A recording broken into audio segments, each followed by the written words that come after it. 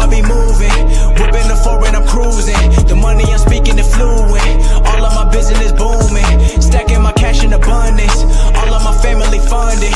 Finally got what I wanted. Life is amazing, I love it. Everyone know that I run it. Yeah, look at me now, I came up. I've been thinking back then when I almost gave up on the game cause I never got in my way. Yo les postos, c'est Sacha, bienvenue dans cette nouvelle vidéo Mercato. Et on commence avec Paris qui est intéressé par Timothy Castagne. En quête d'un nouveau latéral droit, Paris serait sur la piste de Timothy Castagne, défenseur de l'Atalanta Bergame. Et si pour remplacer Thomas Meunier, le PSG se tournait vers un autre défenseur belge, selon certaines informations, le profil de Timothy Castagne serait en effet sur les tablettes de Leonardo pour ce Mercato estival. Auteur d'une superbe saison 2019-2020 à l'image de son club de l'Atalanta Bergame qualifié pour les quarts de finale de la Ligue des Champions, les Italiens ont battu Valence en huitième de finale, l'international belge a tapé dans l'œil de beaucoup de clubs et le PSG en ferait partie. Il ne reste plus qu'un an de contrat avec son club, latéral droit capable d'évoluer à un poste plus avancé au milieu de terrain mais également à gauche. Timothy Castagne est un profil polyvalent qui a de quoi plaire au PSG, mais il est surtout dans une situation contractuelle très favorable à un départ cet été puisque son bail court actuellement jusqu'en juin 2021, si la volonté de l'Atalanta est clairement de le prolonger. Selon 8 Last News, le joueur aurait déjà reçu une proposition de la part de ses dirigeants lui permettant de rajouter 2 années de plus à son actuel contrat. Castagne et ses représentants peuvent aussi être en position de force pour partir cet été et rejoindre un challenge plus compétitif sur la scène européenne. D'ailleurs, ses dirigeants se préparent à toutes les éventualités, notamment celle de son départ, puisqu'elle courtiserait Joaquin Mallet, son successeur à Genk. À 24 ans, Timothy Castagne semble mûr pour le grand saut, acheté par l'Atalanta en 2017 pour un peu plus de 6 millions d'euros en provenance de Genk. Le Diable Rouge a connu des débuts remarqués en sélection avec 2 buts en 7 rencontres internationales. Castagne incarne clairement la nouvelle génération et semble promis à un bel avenir. Au poste, il pourrait être appréhendé comme un titulaire sur le côté droit, puisque voilà, Tuchel cette saison n'a plus que Colin Dagba au poste. Après 3 belles saisons à l'Atalanta, Timothy Castagne fait partie des profils surveillés par Leonardo, qui le regardait déjà du temps où il officiait au Milan AC. Affaire à suivre donc. Également à la recherche d'un milieu de terrain dans le cadre du mercato estival, Leonardo a déjà initié les premiers contacts avec le clan Lorenzo Pellegrini pour un éventuel transfert au PSG. La presse italienne confirme ces révélations. En plus des recrutements de latéral gauche et à droite, Leonardo ferait du renforcement du milieu de terrain du PSG une priorité. Voilà, en effet, la liste est communiquée depuis longtemps. Le directeur sportif du PSG pour ce secteur a une liste très précise: Fabian Ruiz, Ismaël Bennacer, Chimwe Bakayoko. Leonardo ouvrirait plusieurs dossiers afin d'être certain de témoigner de l'arrivée d'un renfort cet été.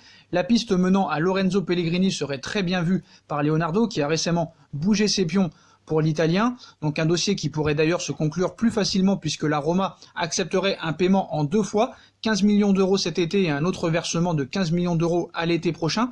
Confirmation pour Pellegrini, donc c'est au tour de Fabrizio Romano pour Calcio Mercato de confirmer que le PSG est bien intéressé par le profil de Lorenzo Pellegrini. Les hauts représentants du club de la capitale souhaiteraient profiter de l'absence d'un accord entre le clan Pellegrini et les dirigeants de l'AS Rome afin de venir à la pêche aux informations pour Pellegrini en marge du prochain mercato.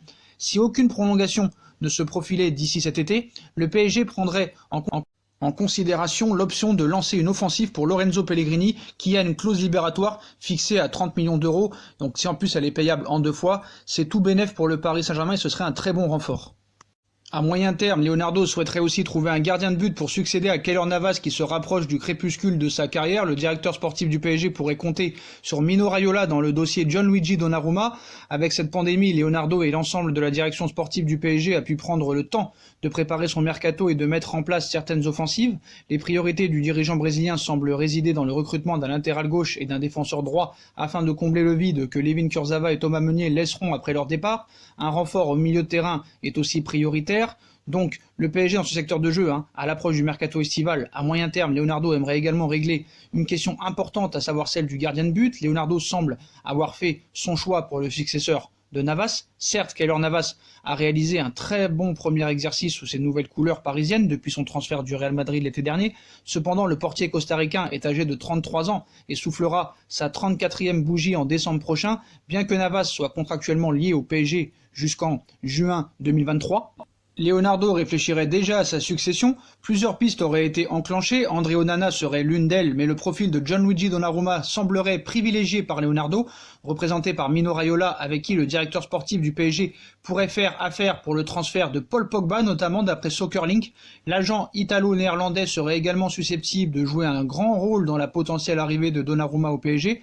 Raiola, grand allié de Leonardo dans le dossier Donnarumma, ça pourrait être possible. Formé au Milan AC, Donnarumma garde les buts rossoneri depuis l'âge de 16 ans. À seulement 21 ans, le portier du club lombard est déjà international italien et est pressenti pour être le nouveau Gianluigi Buffon pour la Squadra Azzurra. Percevant un salaire de 6 millions AC qui fait d'ailleurs de lui le joueur le mieux payé du club, Gianluigi Donnarumma dispose d'un contrat expirant en juin 2021 et le Milan aimerait conserver son portier. Cependant, compte tenu de la situation financière peu florissante de l'institution milanaise, la dite prolongation ne serait pas possible pour l'instant que si le gardien acceptait de revoir son salaire à la baisse. De quoi compliquer les négociations et d'ouvrir la porte à un départ cet été ou en juin 2021, libre de tout contrat en 2021. Leonardo prévoirait de lancer les grandes manœuvres pour Donnarumma à l'issue de la saison prochaine, moment où Keylor Navas sera alors âgé de 34 ans et se rapprochera de son 35e anniversaire. D'après les informations de Calcio Mercato, les discussions pour une prolongation de contrat pour Gianluigi Donnarumma serait bel et bien délicate et un accord semblerait impossible à ce jour. Le média transalpin affirme la position de Mino Raiola dans ce dossier, à savoir trouver un nouveau challenge à l'étranger pour son client. Chelsea ne se montrant plus vraiment intéressé par Donnarumma, le PSG aurait une belle carte à jouer pour le jeune international italien. De son côté, le Milan AC aurait déjà 2 noms en tête pour lui succéder. Donc ça prouve bien que Donnarumma au Paris Saint-Germain, ça pourrait se faire, et en plus gratuitement, ce qui serait quand même assez intéressant. Voilà les postos, voilà pour les dernières infos mercato chaudes du jour. Comme d'habitude, dites-moi en commentaire ce que vous en pensez, je compte sur vous pour bombarder la barre de like. On like, on partage, on commente, on s'abonne, on active la petite cloche pour être tenu au courant des vidéos qui vont sortir. On me rejoint sur mes différents réseaux sociaux, Instagram, Facebook, Snapchat, Twitter, ainsi que sur Utip si vous voulez aider à faire évoluer la chaîne en regardant les pubs gratuitement ou en faisant un petit don. N'hésitez pas aussi à vous abonner en masse à ma deuxième chaîne YouTube, No Feeling, qui sera en lien en bas en description. Voilà les postos, je vous souhaite une très bonne continuation, prenez soin de vous et à très vite pour une nouvelle vidéo les postos. Tchuss.